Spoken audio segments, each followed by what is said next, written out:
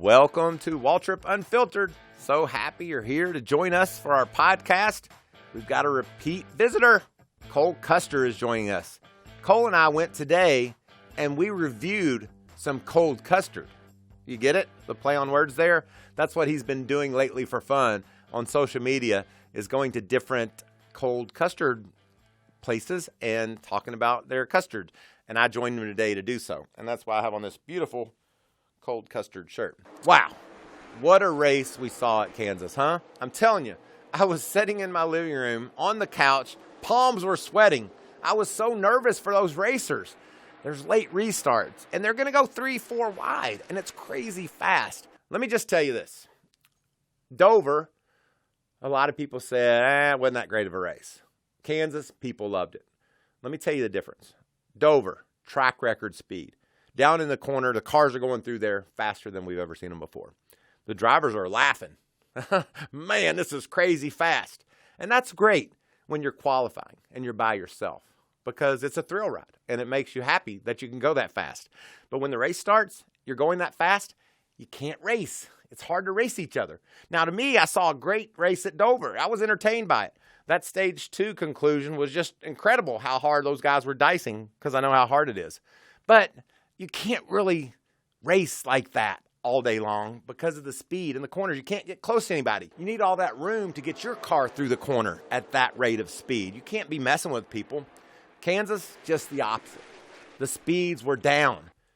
And, you know, as a fan, you say the speeds are down. If you don't know what you're talking about, you're going, oh, that's no good. It is good. Trust me, really good. And that's why we saw the product at Kansas. We saw guys could draft. They could side draft. They could race 3 and 4 wide. They could do everything they wanted to do because their car was under them. It was under control. The 750 horsepower that we raced at Dover made it very difficult for those guys to race. 550 at Kansas, it was manageable. Should it be 550 everywhere? I don't know. Should it be 700 instead of 750 at some places? Could it be 500? All those things could be in play. I'm a fan of slowing the cars down because the action picks up, and that's what we saw at Kansas. So I hope you enjoyed the race as much as I did. I had a great time watching FS1. Also got to hang out with Andrew McCutcheon, all-star from the Philadelphia Phillies. He was a good time. Helped him understand how to interview people. Showed him the ropes of what it's like to go up and approach those drivers, those high, intense, focused race car drivers. I broke it down for him. What I got to do to get one of these suits, man? I mean, just ask. I'll get you one. We got a couple extras in there. I want one. Let's go. I want. I'm going to wear it, too. I'm going to wear it to the ballpark. Oh, yeah, I'm going to rock it. I know Clint Boyer. I'll introduce you to him. He's a really fun guy. Okay, that's cool, but I thought you knew Denny Hamlin, too. Well, how about my Russ? You gonna watch him whoop up on them Phillies tonight? Huh? Who? Who? Yeah, baby. It's happening tonight. How's it hang out with Mike? He's an interesting guy. How you liking that? Yeah. He is scaring me a little bit. I'm just trying to get away. I really would just like to hang out with you for the rest of the day, because he really is scaring me. So, What are y'all talking about? we were just talking about positive energy and feeling, really good. And how much we enjoy your company. Yeah, and that's it. I like that. And next, I'm going to break it down with Cole Custer. We're going to talk about a number of things, including his 3 biggest NASCAR moments. I talk about mine, which go back to the 70s, and he talks about his that only go back about 10 years because he's only 21. But anyway, it'll be a lot of fun. One last corner. 200, gonna have to wait. Today belongs to the California Kid. Career win number 3 for Cole Custer comes at Auto Club Speedway. So this week, I'm very excited to say this. For the first time on the Waltrip Unfiltered Podcast, welcome back. You're my first return visitor. Thanks for having me back, man. It's awesome that you came and that you agreed to return. And that must have meant the first time was all right, right? Yeah, it was decent, I guess. Getting to come back, and now we're wearing matching shirts and everything. So we got it all going on. Yeah, this is not uncomfortable at all, because we have just left Rita's Ice-ery. Custer, they do everything. Really, yeah. So we left Rita's, where I was intrigued by your Cole Custer reviews, and I'm really really wanted to be a part of that. So thanks for the invite, and we had a good time, huh? Oh yeah, you made the whole show right there. I can't wait for it to come out. So I don't know, it's been a fun thing to do for sure. No doubt, and I'm seeing more of you on social media doing different things, and I remember this 16-year-old kid that I first took notice of up at Loudon when you're racing that truck race, and maybe a little bit shy and uncomfortable around the media, and now we're seeing you grow into your own young adulthood and your own person, and really taking advantage, or at least trying to take advantage of all the tools that are out there for racers these days, which does include social media. Yeah, I mean, I remember when I first won that truck race at New Hampshire 5 years ago. They wanted me to do like a USA Today interview because I was the youngest at that point, and I was scared to death. Yeah. I didn't know what I was gonna do. I was gonna mess it up somehow, and but it's just you get more and more comfortable with it as you go. And I've always been kind of the quieter person, but I think once you're forced into it, you just kind of get used to it, and you're able to open up. And with that being said, 5 years. I mean, to me, that seems. So I'm old. So every year that goes by, it's like, damn, it's one less I got. The 5 years have had to be a lot of fun for you.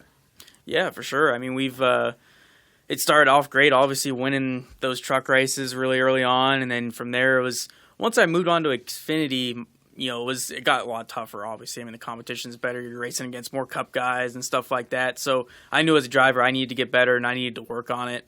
So I feel like now it's starting to all come together, and our team is really clicking. And so it's just everything takes time, but you got to work at it at the same time. And while you're working at it, and I know how hard this is and how much responsibility as a 21-year-old you have, you're the centerpiece of that 00 team, and you've qualified for the playoffs. You've proven that you're one of the three guys, I guess, basically in 2019 so far that have separated themselves from the rest. Christopher Bell, Tyler Reddick, and you seem to be faster than the rest of them consistently.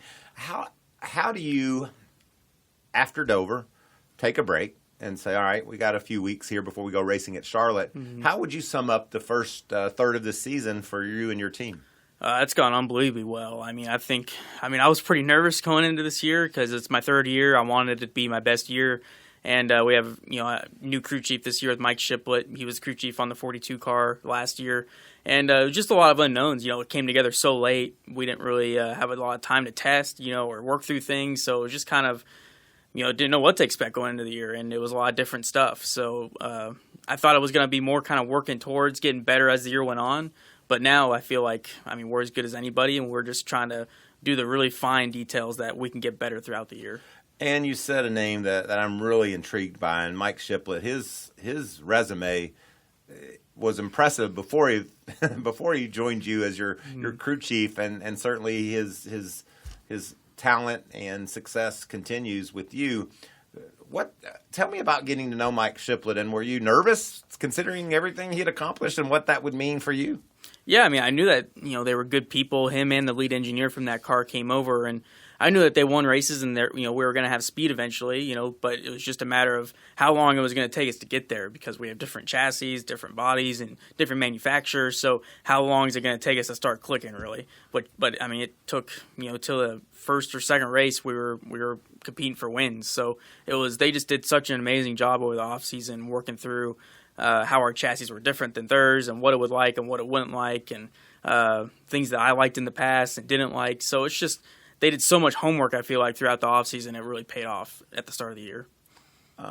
And now, after a nice break and a fast start to the season, you're going to Charlotte Motor Speedway. Let's play Waltrip word association, if you will. When I say Charlotte Motor Speedway, what's the first thing you think of? Charlotte Motor Speedway. Obviously the All-Star race. I always think of the All-Star race since I was young. It was something you always wanted to watch and everything. I don't know. I think that's the biggest thing I can think of, honestly. I don't know. Were you watching the night I won back in 1996? I wasn't born yet, Michael. Yeah, that's right. I was 2 years out. Or 2 years in, yeah. As it be. It's special for me. So, as a kid, I grew up in Kentucky, and so I I wasn't a part of the NASCAR culture in the South, but I moved here early, like when I was a teenager. And so to me, Charlotte always meant a home game. You know, your crew's all here, and you want to do good for everybody that is in the area. And for you, a home game's California. But how is it adjusting to this side of the country, going from the West Coast kid living over here in Charlotte and being around the NASCAR epicenter? Yeah, I mean, I love Charlotte. I think it's a great place. I mean, obviously the weather's not terrible, and it's just it's kind of more small town, I guess, compared to California and everything like that. But it's not too much different. It's all urbanized and everything now. But you know, it's a nice place to live, and I've kind of been around it too since I was a kid. My dad works in NASCAR, so I've been out here before many times. So it's just, I don't know, it wasn't a huge culture shock for me. Mm-hmm. Well, as a kid, I had heroes, and crazy enough, I got to race against those heroes. Like, I loved Richard Petty. And then one day I found myself racing beside the 43 car. Same with my brother Daryl. When you were a kid living in California, who were your racing heroes? Yeah, I mean, I think I was always kind of a little bit biased because my dad worked for a team, you know, the Haas CNC Racing when I was a kid. So it was always, you know, like Jason Leffler. I was a big Jason Leffler fan when he drove the Busch car for Haas. But Johnny Sauter, I mean, that was a big one for me, racing with Johnny in the truck series, because Johnny's probably known me since I was 5 years old. So it was cool to get to race with him, and he's obviously one of the hardest racers out there. He's a true racer, so it was really cool to race with Johnny. But and then like guys like Kevin Harvick, you know, like, I mean, I would have never thought I'd been racing with Kevin Harvick, and you're out there. It's like, man, that's Happy Harvick right there. You know, right like, beside me. That's pretty insane. But you know, you can't really think about it like that when you're on the track. Obviously, you gotta be racing those guys, but it's when you sit back and think about it, it's pretty awesome. Yeah, and when you say Johnny Sauter, he has a bit of a temper. You know, did he ever have to straighten young Cole out, or have y'all just sort of gotten along okay? I've never had a bad deal with Johnny. I feel like he probably took advantage of me, honestly, because he knew that I didn't want to wreck him.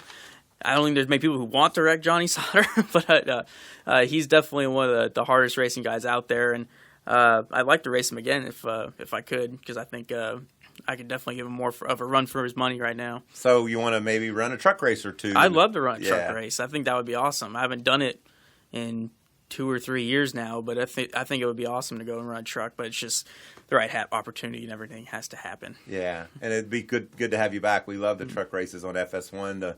The race from Kansas was really entertaining, really interesting to watch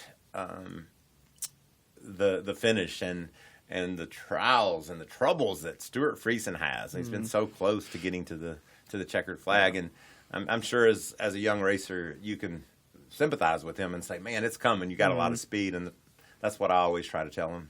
Yeah, that's pretty rough. I mean, I know Stuart's been really close. I don't really know him personally too well or anything, but that's probably the 4th or 5th time where he's, you know, had a really fast truck and just had, you know, something like crazy's just gone wrong. So it's just, you know, you just got to keep going. They have really good speed, and you know, it was also a really cool story for Ross to win. I mean, that Nice Motorsports, they've gotten their program a lot better, it seems like, in the last couple of years, and for them to get their first win, it looked like was pretty huge. You know, and I put on Twitter, Ross's win was dramatic, and it was fun, and it was well-deserved, and I wrote underdog. And I didn't mean Ross so much as an underdog, but that team. Very rarely do you see a team be able to step up and contend and compete against the mainstays in the truck series. I was happy for Ross, but I was more happy for Al Neese for the commitment he's made to the truck series and to get to victory lane. Yeah, I mean, owners like that you got to have. I mean, somebody giving Ross a shot and everything, and obviously he can drive it, and he's, you know, come back with a win for him. So that's really awesome, and obviously I think it looks like they've been working on their stuff, and I don't know if they have an alliance with anybody right now or anything, but it seems like they have some speed right now, and they're getting better and better throughout the year. So I think you know, hopefully they can stick around and they can win some more races for sure. Let me just put you on the spot. Who's your favorite to win Friday night in Charlotte? Do you think Ross can do it again, or do those high banks favor someone by the name of Kyle Busch? Is Kyle running the Busch? Yes, he is. Oh, man. He's back. I don't know. I mean, you hate to say it, but Who can beat him? Who's your favorite? Do you think Johnny takes him down? Matt Crafton, do they have a chance? Or does Stuart Friesen finally get the victory by beating Kyle Busch? That would make it probably a little more special. You know something about what it feels like to beat Kyle Busch. Yeah, a little bit. But I think Moffitt, I know Moffitt's been really close to beating him, and they're still looking for their first win of the year, right? Yes. So, I bet he'll be, they're going to be fast, no doubt. I bet Stewart will be fast, and Johnny, he's always going to find himself up there with Joe Shearer's crew chief. I had Joe crew chief me for a few years, and they're like brothers. They're gonna figure it out. They're gonna yell and scream at each other, but by the end of the day, they're gonna be up there. So I don't know. The Truck Series, it's competitive this year. Yeah. You look at it. Like top 15 guys. With the Ilmore engine, everybody's pretty equal. So I think it's one of the most competitive out there for sure. No doubt. We've talked about I'm older than you. I was thinking on the way here today about a couple of different topics to talk to you about, and I thought would be interesting. And one is I was thinking about my top 3 moments in NASCAR history. Mm-hmm. And I was standing in the infield in 1979 when Bobby and Donnie and Cale wound up down in the infield grass fighting each other. Richard Petty won the race. My brother finished second. It was the coolest day ever. Mm-hmm. I was there, and I got to live it. And then I was a part of the Brickyard 400 when we first went there in the 90s, and seeing Jeff Gordon get that first win, and then Dale Earnhardt winning and saying he was the first man ever to win the Brickyard 400, making a little bit of fun of Jeff along the way. I think Dale's win in the Brickyard 400 is something that I'll never forget, another moment in history. And then my third was Jimmy winning the 7th championship in 2016. And the reason why that one's important to me is because we were able to talk about Richard Petty and we were able to talk about Dale Earnhardt, because Jimmy did something that Richard and Dale had done. So that was an awesome moment for Jimmy, obviously, and a crazy great accomplishment. But I think I loved it as much because it reminded everybody how great Richard and Dale were. Put you on the spot a bit. What 3 moments? And I want them to be. I don't care what they are. I just want them to be what a kid from California, growing up in the O's, if you will, a millennial. Are you a millennial? I don't think I'm considered a millennial. I think it's like 97 and before millennials. I'm something else. I don't even know what I am. But. Yeah, you are something else. I like your shirt too, by the way. So anyway, with that being said, what are maybe your 3 top NASCAR moments? Man, that's it's always so tough. Cause I have a terrible memory, so I have to think about it for a while. But I think recently the biggest things that's been going on is all the drivers retiring, like Tony and Jeff, Dale. It just brings back when all those guys were in their last race at Homestead. It just brings back so many memories of when I was a kid, all the things that they did, and they were all my heroes. So it's really cool to look back on all that stuff. I love that. That's a great moment to think about too, because those names were household names. They were a part of this sport as it grew in its popularity, and to think about them running that last race in Miami, that's pretty cool. Yeah, and I think then you got like Juan Pablo hitting the jet dryer. I don't think anybody's gonna forget that one at Daytona. And I think Tony Stewart won the Brickyard that one year. I think that was pretty awesome. And he climbed the fence. Climbing the fence, and home track win for him. Indiana, I think that was a huge win for him, and I don't think a lot of people remember that one also. Yeah, those big wins at home are certainly special and things you'll never forget. And speaking of which, tell me about your first win. What was your first win in a stock car that you recall? My first win was actually my first race in a late model at Blythe, California. Is that I-10 Speedway? Yep, I-10 Speedway. Yeah, I think I went there once. Really? I don't know why, but I was there once. It's right on the border between Arizona and California. And actually, Irwindale Speedway was shut down that year, so the year I started racing late models, so we had to kind of travel around and go to different tracks. But actually, my first race ever in a late model stock car, I won out there. So that was pretty big. It was pretty eventful actually, because I was like 14 and didn't know what I was doing, really. So I had a really fast car, and I was on the track champions bumper for like 50 laps, just trying to get by him. It's really hard to pass there. Yeah. And I eventually was last lap. I was like, man, I'm just going to try and nudge him out of the way a little bit. And it was a lot more than a nudge. I spun him out, and we both just crawled across the finish line, and I ended up winning. But it wasn't my most proud win at all. But they called me the winner, and but it was. I've learned to not do that again because I got chased out of that place when I was 14 years old. Well, that makes a lot of sense because I was putting on my Twitter earlier today that I was going to have you on Waltrip Unfiltered again, and some guy named Mike Sutterfield just started blowing me up, and he said, ask him about his first win. Oh, yeah. That was him. The track champion, Yeah. Mike? Uh-huh. Yeah, so he he was good. He was the track champion, and we were racing hard. I had a really fast car, and I was 14. I didn't know what I was doing. Right. Honestly, when I look back on it, I think the age limits are too young. I think it should be raised a little bit because it's just, I didn't know. I could drive and I could do everything right. I could do everything, but I didn't know what I was doing. Really, I was just doing it. And I got into him on the last lap. I spun him out, and we both, crawled across with our tore up cars. And it's something that I'm not proud of, but it's part of it. Yeah, you learn lessons along the way. Yeah, you definitely learn lessons, and now I know not to do that. He told me that. Your dad actually told me that. I'm just making that up. But your dad also told me that race was sponsored by the California Corrections Department. There was cops everywhere, and he's like, I got to get Cole out of here. Yeah, it was, Blythe I think it's known for the prison there. Right. So, I mean, it's, the prison, sponsored the race or something. So it was pretty, rough, I don't know, kind of, it was down home kind of country, town. So it was, the guy coming from out of town and wrecking the track champion for the win was not the way to go, really, for a 14-year-old. Yeah, but he couldn't beat you up. You're just a kid, right? I guess. I mean, he probably should have, but... Your dad also told me that your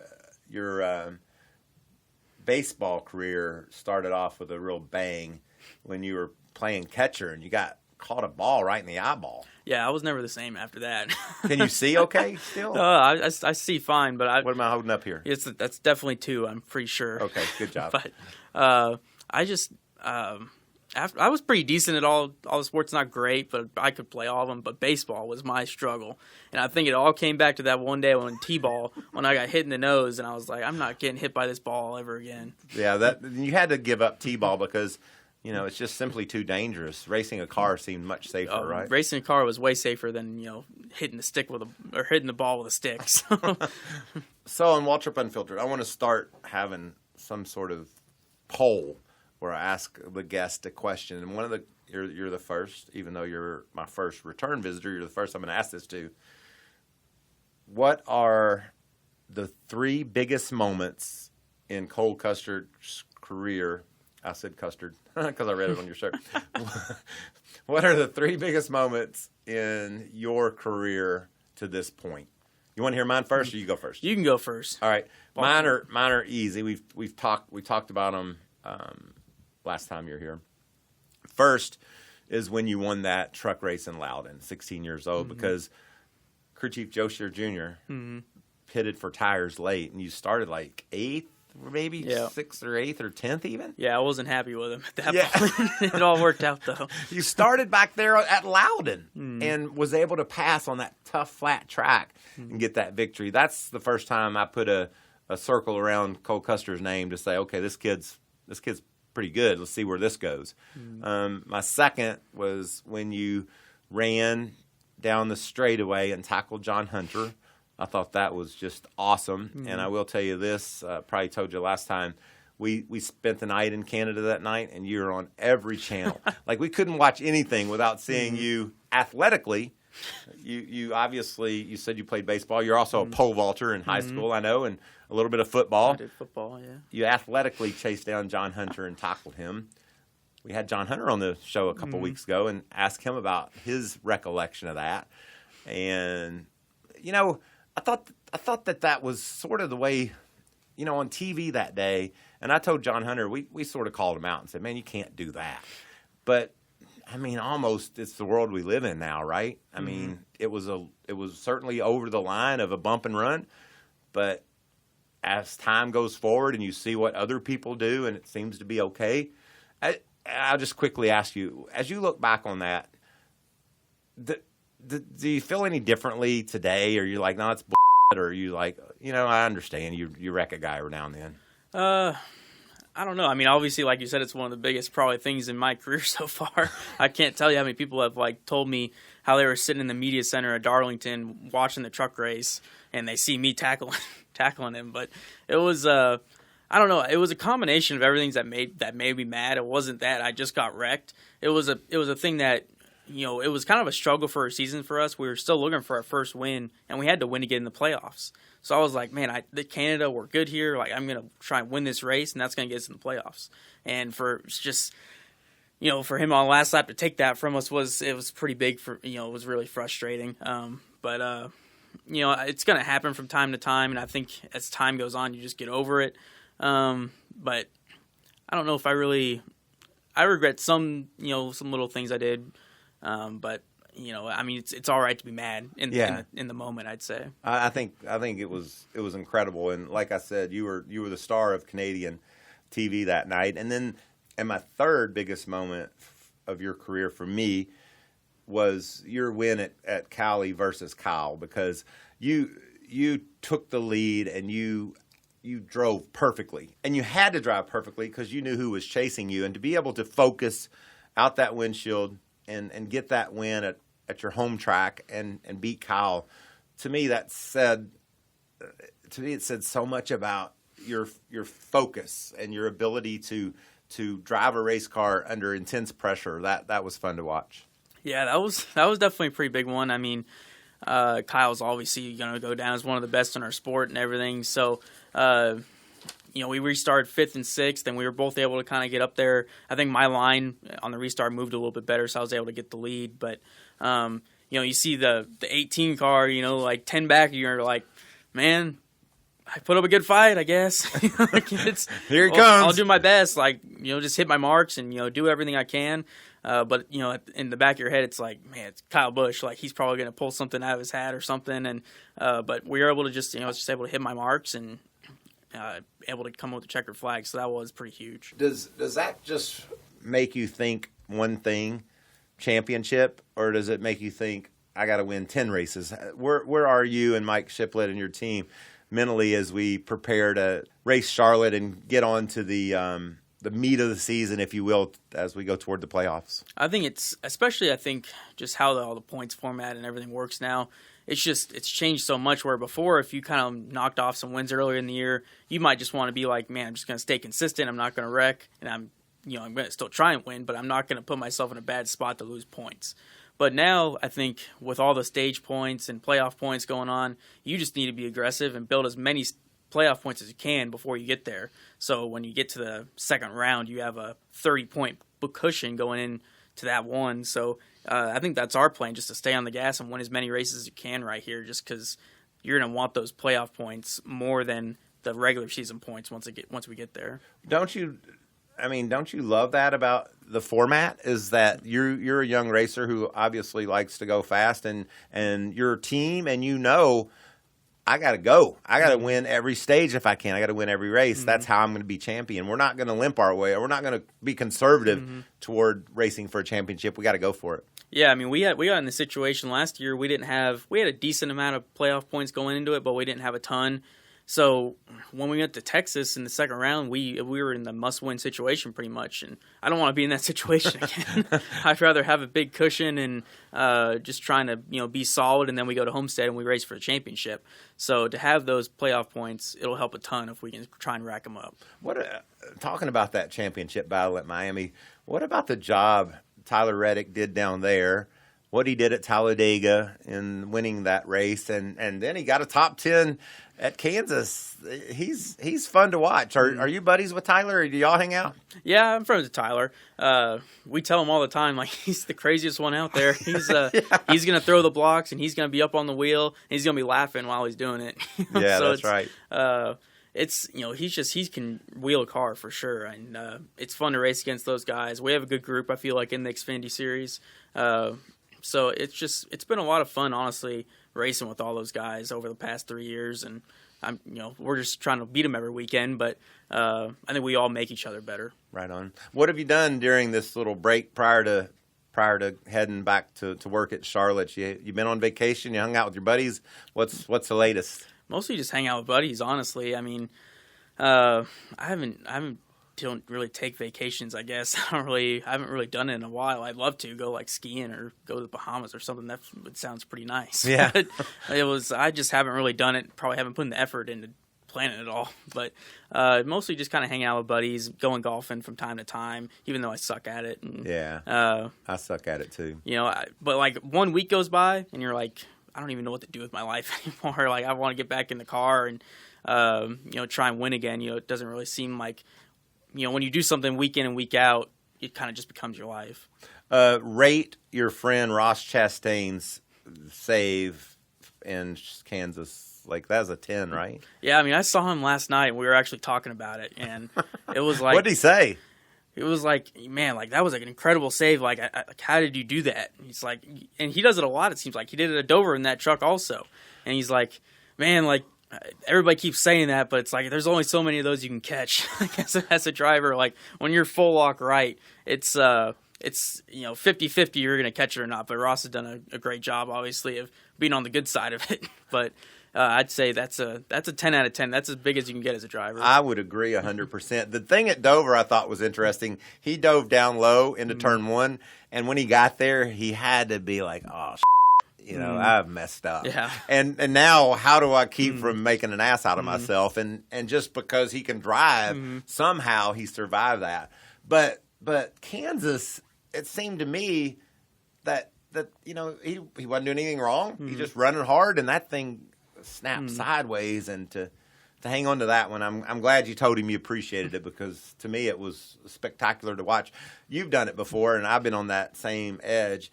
You just sort of hang on and say, I hope that's enough, because it's all I got. And you know that one more second goes by where it doesn't catch, you're just going to have to lock it down. So like you're so close to that's as close as you can get. I mean, when you're full lock right, just trying to, you're just praying it comes around. Yeah. Well, it was fun to watch, and it's been fun having you. Thanks for inviting me on the Cold Custard review. And it's going to be a good one. I think so. It'll be on internet this week, you think? Yeah, probably.